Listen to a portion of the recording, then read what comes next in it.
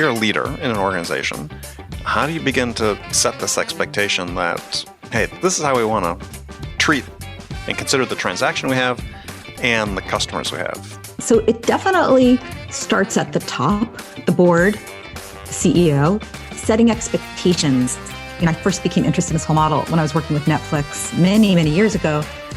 And I saw how they were setting expectations with shareholders that, hey, don't just look at our acquisitions, look at our retention number.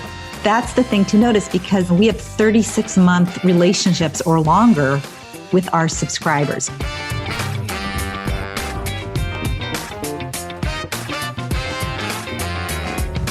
Hi, friends. Welcome to the Sales Enablement Podcast. I'm your host, Andy Paul.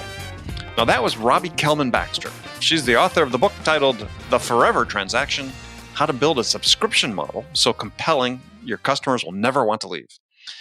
And she's joining me today on Sales Enablement, episode 774, to talk about what companies who are selling services on a subscription model have to do to acquire and, most importantly, retain their customers. As Robbie describes it, a forever transaction happens when a customer starts behaving like a member instead of a client and is committed to your organization and stops looking for alternatives. So we'll dig into how companies should go about orchestrating those moments when customers remove their consumer hats and put on their member hats and commit to your company for the long term. It's really such an important insight. I've spoken to hundreds of CEOs who have sold subscription model products and services. I don't think a single one has ever talked about their members versus their customers. So Robbie and I are going to dive into the forever promise you have to make to your customers, and she shares case studies of what companies have done to cement this promise. So all this and much, much more. Before we get to Robbie, I want to let you know that the whole team of people who work to produce this podcast are incredibly grateful for all of you who support us by listening to the show, telling your friends, sharing it on social media, and most importantly, subscribing to the show and giving us your feedback in the form of a rating and a review. So thank you very much. All right, let's jump into it. Robbie, welcome to the show. Thanks so much for having me, Andy. Pleasure to have you. So where are you riding out this storm, this COVID-19 storm? I am riding it out in Menlo Park, California. One of my favorite places. And so you venturing outside at all? I mean, do you have a yard or?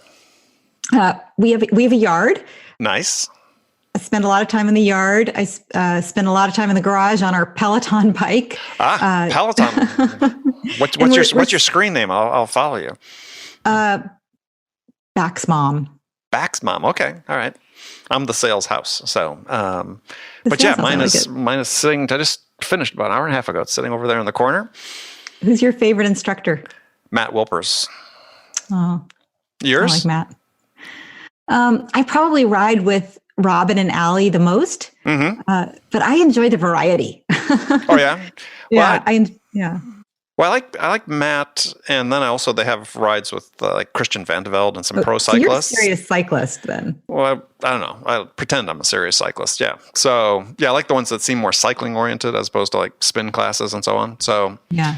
So I do that, and I do a lot of the scenic rides. Sometimes I'll want to watch when there was sports on TV, I'd want to watch maybe a soccer game or something. I'd put that on. And then have a scenic ride on. So how many rides have you done on Peloton, do you think? I have done about 400 rides. Yeah, I'm about the same. I may be just slightly over 400, but yeah. So cool. Peloton buddies. All right. I'll look for you. And so, yeah, we don't dwell too much on COVID-19 because hopefully that comes and goes and people listen to this episode for a long time. We're going to talk about your new book, The Forever Transaction, which follows up to your, yes, right there, which well-positioned for people watching this on video. And on over the other shoulder is your previous book, Membership Economy, which is also an excellent book. And tell us what you meant by the forever transaction, because I thought this was interesting. I really want to dive into this. Again, primarily from you talk about it in the book, both from a consumer and a B2B standpoint. And we're going to dwell more on the B2B side here today, but tell us what it is. The forever transaction is that moment when a customer takes off their consumer hat, where they're considering alternatives, and they put on their member hat and they decide that your business is the way they're going to solve their problem or achieve their goals for the foreseeable future. It's when they're, a lot of times it's when they decide, I'm going to just subscribe and pay every month and not worry about this anymore. It's when a company says, okay, we've solved that problem. Let's move on to the next thing on our list. And it's what we all want as business owners. We want our customers to say, when I have these kinds of problems or I need to achieve these kinds of goals, this is who I go to. This is how I get things done. This is part of my habits. Well, so what has to occur for that mind shift to happen? And we can start on the consumer side if we want and then migrate to the B2B side. Because, obviously a big audience in this show that people work at SaaS companies, and certainly subscription-based. And as I mentioned to you before we started recording, it's like, I'm not sure I've ever heard anybody in SaaS refer to their customers as members. And I think this is really an important mindset to shift that needs to occur. But anyway, what has to happen? Yeah, so I think on the consumer side or on the customer side, they have to be comfortable paying on a regular basis. They have to be comfortable with the level of trust that they have for the organization. So I'm not going to pay somebody regularly or give them access to my credit card if I don't know and trust them. But on the business side, what I think is really important to note is that being part of the membership economy is not the same thing as having subscription pricing. So just because you're a SaaS, and I think this is what you were getting at, just because you're a SaaS business does not mean that your organization has a membership mindset. And there's so much room to strengthen and deepen your model if you think of it more holistically. So for example, a lot of organizations I've worked with over the years that have enterprise software, the first thing they do as they move towards SaaS is they just start calling it SaaS. And they start doing subscription pricing around kind of a jerry-rigged product that was not built or architected for SaaS. Yes. So in other words, that's slapping subscription pricing on a non-subscription product. A lot of organizations do that. A lot of them say it's SaaS and we're going to leave everything else the way we've always done it. But over time, I think, in the last 5 years, ideas like customer success, so focusing on not just on solving problems for customers when they complain, but making sure that they onboard well and they engage and tracking different metrics. So, I don't know, I've been in this world, in this kind of membership world for about 15 or more years. But I remember in the beginning, I wanted to get t-shirts that said, make retention sexy, because no companies, I'm in Silicon Valley, so most of my clients were SaaS companies. None of them cared about retention like I cared about retention. And none of them were really focused on the onboarding experience and seeing kind of the issues between, the moment that you close the sale. You really have to think about how to onboard those members so they actually engage with the product and use it, and it starts to expand across the organization and they make it a habit. That requires a whole different way of running your business, a whole different set of metrics, a deeper focus on retention, not just on, what's the cool new logo we're going to get, the new company logo, that big logo slide that every company seems to have. Oh, yes. Well, we don't even refer to it as acquiring new customers anymore. It's acquiring a new logo. Acquiring a new logo. Forget the people or the businesses we're supporting. Getting a logo, right. Yeah. So it's really, I think the company has to take that step back and say, we don't just want to acquire new customers. We actually want to engage and keep them and expand the relationships. Well, so words matter. And this idea that you talk about is as treating customers as members has implications for certainly how you relate to them, but also the customer perception of what they're a member of, right? Yeah. So, when I was writing the book, I'm like a pretty analytical person. And, there were things that bothered me about my own business model, my own book, right? I was thinking, well, wait a minute. Does the company have to call them members? So does every SaaS business have to stop calling them customers and start using Robbie's language of members? And what I would say is, first of all, it doesn't matter what the customers call themselves. So, if you listen to Spotify, you might call yourself a listener, you might call yourself a subscriber, you might call yourself a user. That's your choice as a customer. But the company, what I find is when they start using language of membership, when they start referring to the people they serve as members, it changes the way they think. They focus more on the long term. They focus more on the relationship. And I think that's the part that really matters when you treat the customer like a member. The other thing is, when you think about having a subscription business versus being part of the membership economy, to have a subscription business, all you need is subscription pricing. Mm-hmm. To be part of the membership economy, you need to have a focus on the long-term success of your customers as your primary North Star. Right. But the point I was getting to isn't sort of implicit in that, though, is that this idea of community, though, is that you're a member of something, right? I think that when we think about retention, on a SaaS basis, again, this is a terminology I've never heard a SaaS CEO use, is, my members are part of this bigger community, right? Or they feel like they're part of this bigger community. You see this being developed by Salesforce and others that are holding these events, like Dreamforce is a big way to sort of encourage this sense of community. I think they've successfully built that. But again, it seems very rare. It's very rare. I think Salesforce is a really good example of a company that does this well. And they're kind of the leaders. When you talk about Dreamforce, I work, I've been working for a long time with SaaS businesses, but when my first book, Membership Economy, came out, I started getting a lot of clients in Washington, D.C., a lot of associations, professional societies, trade guilds. And one of the things that they lamented was they said, nobody comes to our conferences. They said, millennials don't like conferences and we can't get them to come to the conference. And, I live in Northern California. I'm like, well, Salesforce has this event where every single hotel room for 100 miles is booked and they bring a big cruise ship into the harbor for extra, room. It's maybe, they're just not that into your conference. Right. Because what Salesforce is doing is staying in tune with their members and giving them a way to get the value that they came for. So, if I'm a Salesforce administrator, my community is my colleagues at my job, but maybe I feel more connected to other Salesforce administrators because that's like my professional society. Right. Right. And so when I need to get together with those people, and that happens to be under the umbrella of Salesforce, so it actually creates, value for the company, but the value I'm getting is coming from my peers, from other customers. Right.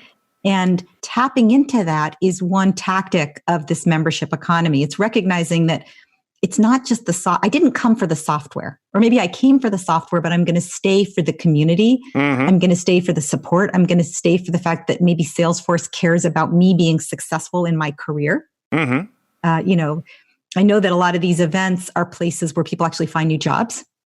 They right? can be, absolutely, right. Right. If I'm a Salesforce administrator and I'm not happy at this job, that's a really great place to figure out where I'm going to go next. It's serving the purpose of a professional society.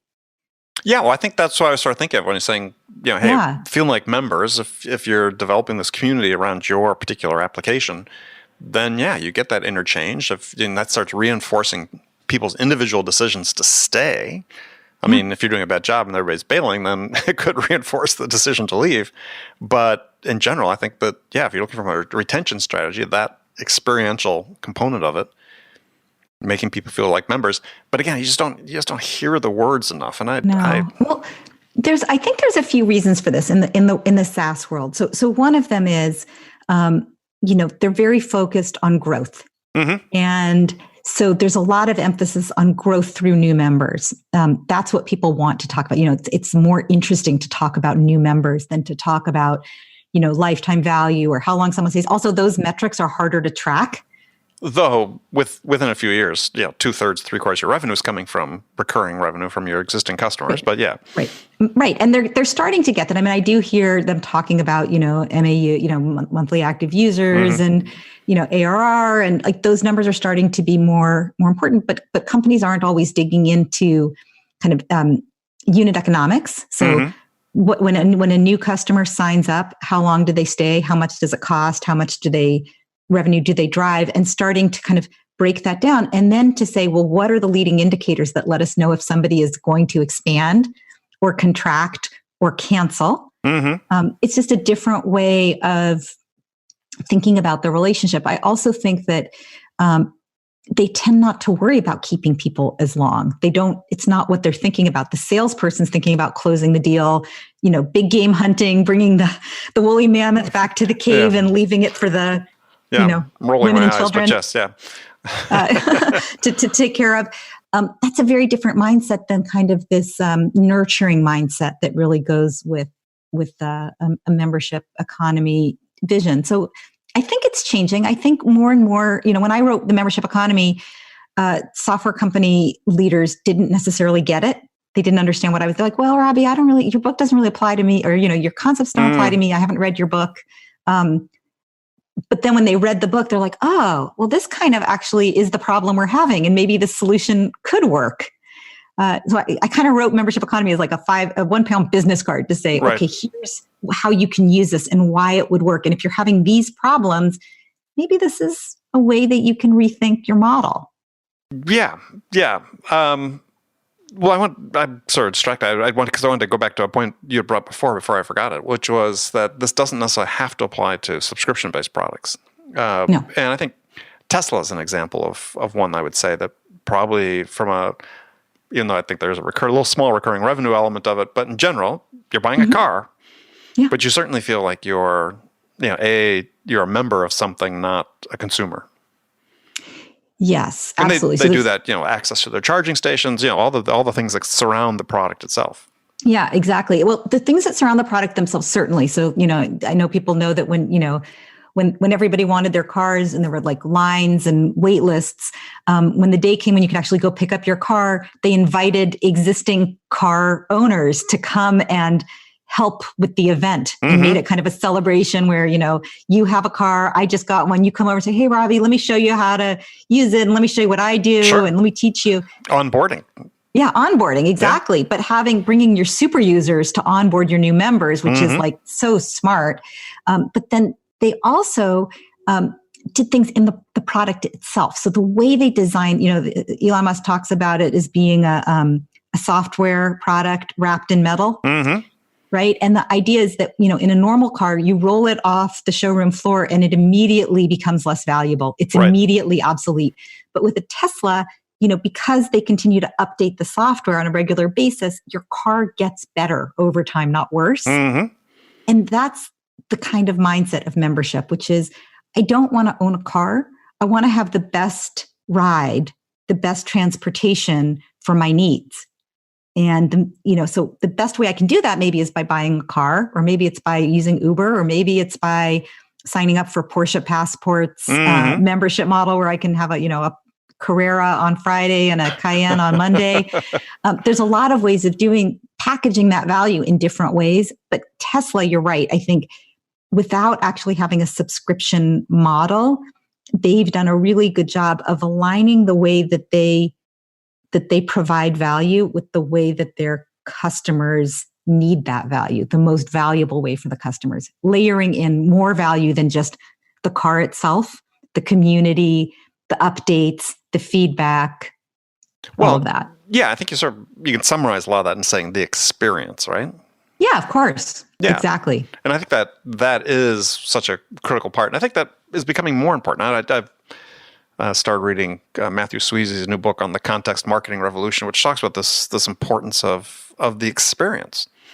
Yeah. And it seems like for a forever transaction is that it's not just one experience, though. It's because so often we sort of think like, yeah, let's onboard them, let's make sure they engage with the product quickly. But then what's the next experience? Yeah. And when I work with organizations, one of the things that I like to do is to say, okay, you want to have this customer for how long, right? So let's say that it's a dating site. Well, you might say, well, it's 6 months. I want to have them until they get married or till they find their true love. But let's say that which is actually the business that the LinkedIn guys started before LinkedIn, right? SocialNet. Unfortunately for them, they're very lifetime oriented, but that's a very short lifetime of relationship. Right. Your whole career, right? That might be 50 years, thinking through what are all the moments when you're going to need value and how do we deliver at all of those points. So a lot of companies already are doing what are the touch points for us, very product centric. When do they touch our product? But this is more member centric, saying what are the moments when they would really benefit from our help? Right. And then how are we doing that? So it's not, certainly when they sign up because they have some pressing problem that motivated them to do that. But then over time, so one example, I've done a lot of work with Hagerty, which is a insurance company for classic cars. Right. That's a good story in the book. Yeah. Oh, good. Yeah. And one of the things that's really interesting about them is that they found that, most, all their clients are insurance, people who own classic cars who need them insured. But they realized that car guys don't necessarily always own a car. That there are people that want to be part of the Hagerty community and hang out with, I'm calling them car guys or car people, but they're mostly guys. People that want to hang out with them, like that might start when you're 13 years old and you're always like looking for that cool car down the street and seeing if you can get a ride in it. Right. And you have the pictures on your walls. How do you engage that person from that moment through when they're, let's say, 18 and they buy a clunker and they're working on it on the weekends to, then they maybe have a family and don't have extra resources or extra time to own a car, but they still want to feel connected to the community, to that time when they're maybe empty nesters and they, buy their dream car. Hagerty is saying, well, we want to have that relationship the whole time. So we mapped out all of those moments in a car lover's life. And what could a company like Hagerty do for them? Their mission is to help people who love cars get the most enjoyment out of cars. Right. Right. And one way is through insurance. So you don't worry about your car, but there's a lot of other ways to help people enjoy, the classic car experience. Well, another story you talk about in the book, and it's interesting, it resonated because I just read another book which used EA, Electronic Arts, as sort of an example. Have you read Peter Fader's book, Customer Centricity Playbook? Yeah. So he has, a similar story about EA, and I had just interviewed him a week ago. Why don't you tell people about EA, Electronic Arts, and how they're, making this forever transaction. And then I want to transition again. We'll go back and talk about a SaaS company example. Yeah. So Electronic Arts is, pretty well known for the amazing and fun games that they've created. FIFA and Madden, and, they have a whole slew of games across a lot of game player categories. Everything from, shooter games to sports games to strategy games.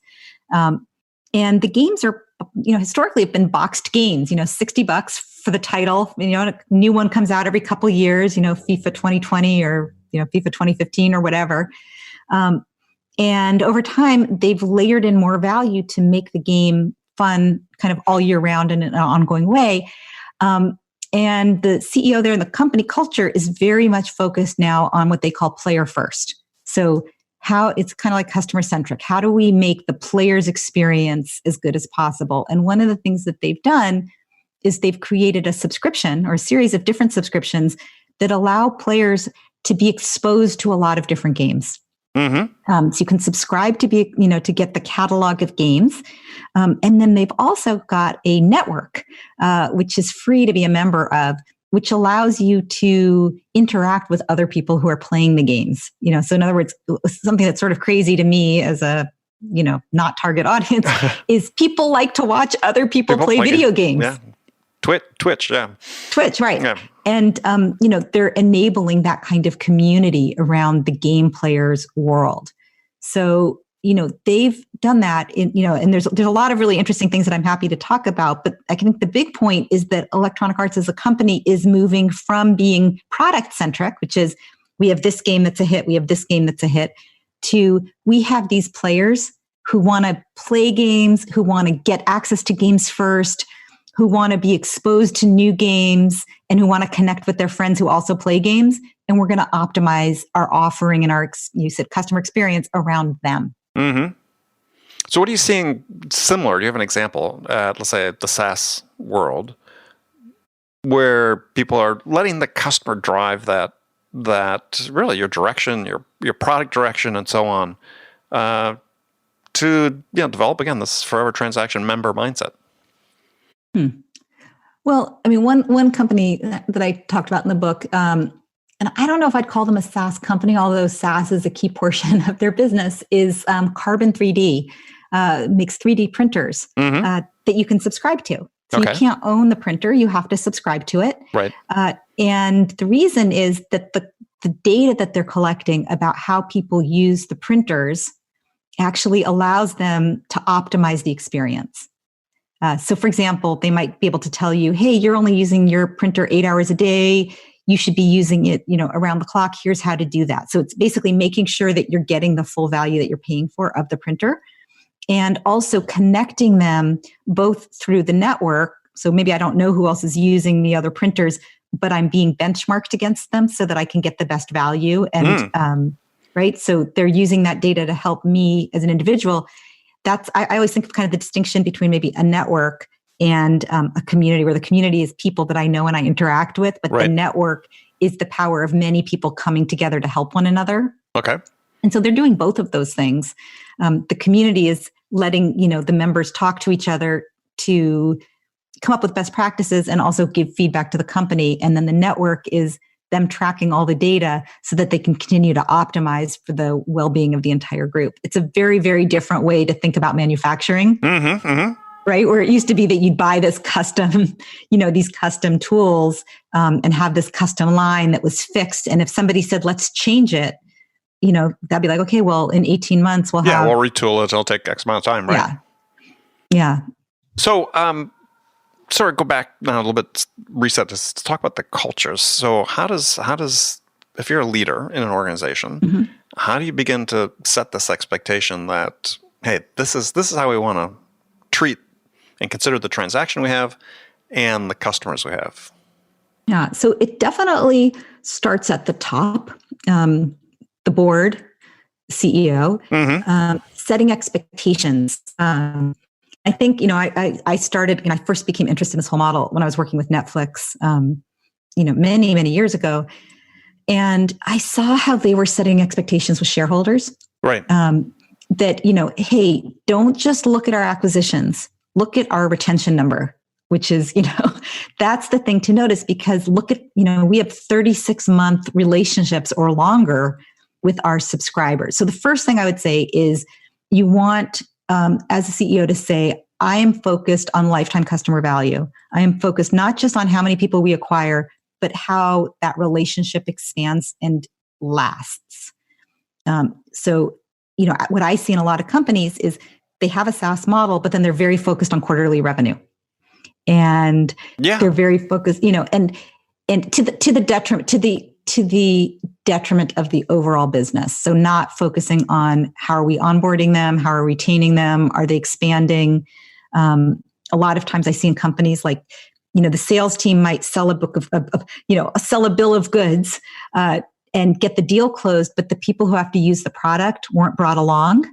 And so they don't onboard. They don't use the product. They don't, there's pushback. And then what happens is a year later, either there's a new manager that comes in or somebody looks at the books and says, what are we paying for that nobody's using? Yeah, let's get rid of this. Yeah. Let's get rid of it. So I think the first step is to focus on some of those other metrics and have leadership saying, this is what we're going to expect. We might have, lower acquisition because we're really focused on only acquiring the people that are going to stay.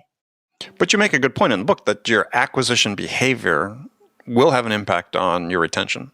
And so, for instance, if you are saying to the customer and you're selling and getting the initial deal done, we're here to help you, we're here to support you, our motivation is just to help you.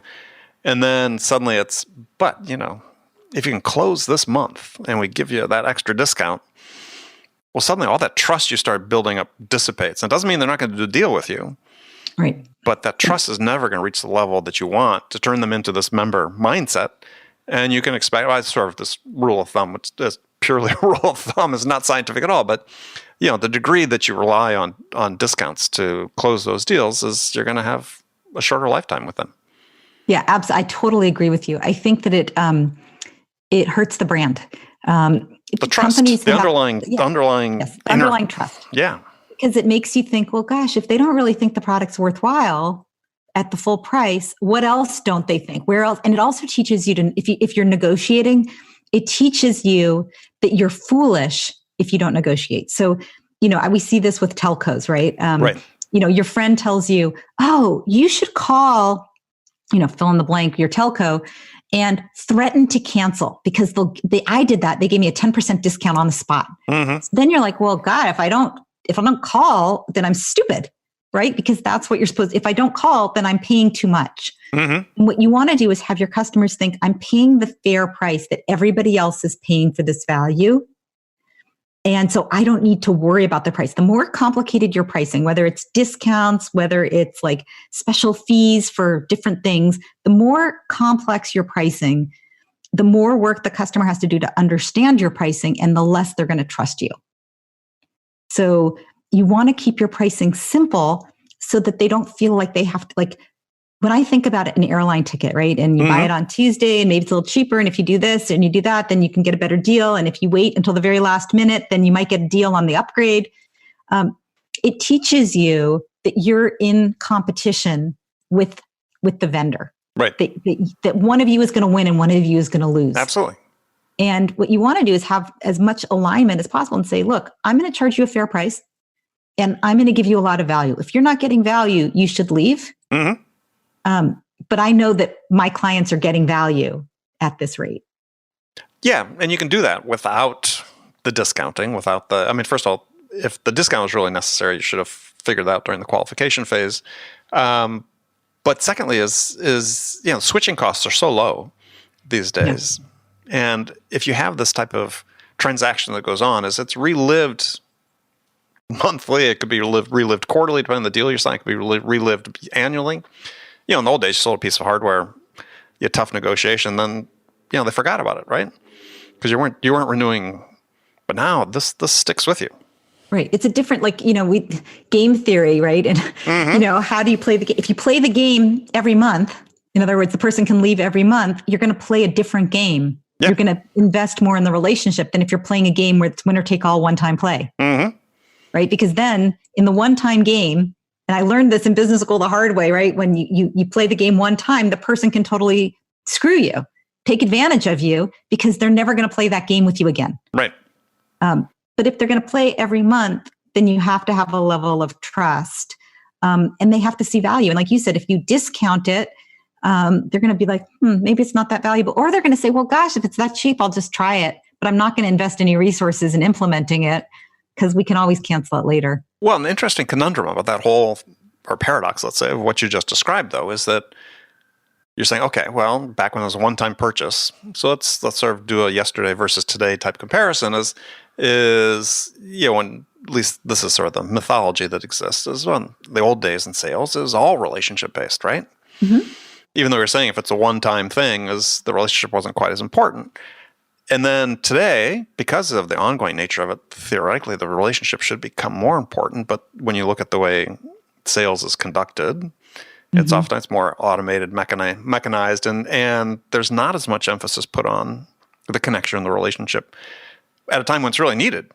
Yeah, well, it's a really interesting. I'm thinking about this. You're bringing up a really interesting point, because I think that at its best, old-time trust was the handshake kind of trust, which is, I don't need a contract with you because I know you and I know you've got my best interests at heart and I'm paying you a fair price.